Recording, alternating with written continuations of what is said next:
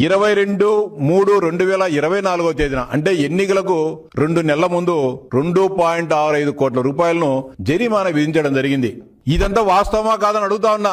NGT అనుమతులు తీసుకోవాలంటే పర్వేస్ పోర్టల్లో దానికి సంబంధించిన వివరాలన్నీ కూడా అప్లోడ్ చేయాల్సి ఉంటుంది. కానీ 2021 సంవత్సరం నుంచి ఎన్జీటీకి సంబంధించిన పర్వేస్ పోర్టల్ను ఆంధ్రప్రదేశ్ ప్రభుత్వము ఒక్క పేపర్ కూడా అప్లోడ్ చేయలేదంటే రాయలసీమ ఎత్తిపోతల పథకం పైన మీకు ఎంత చిత్తశుద్ధి ఉందో అర్థమవుతుంది.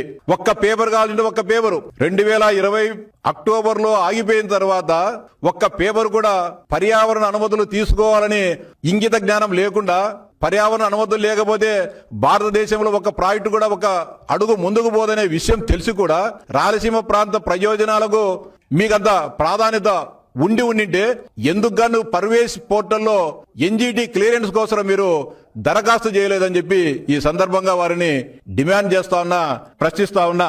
2021 నుంచి డీలిస్ట్ అయిపోయింది అది పర్వేశ పోర్టల్. కారణం ఎవరు?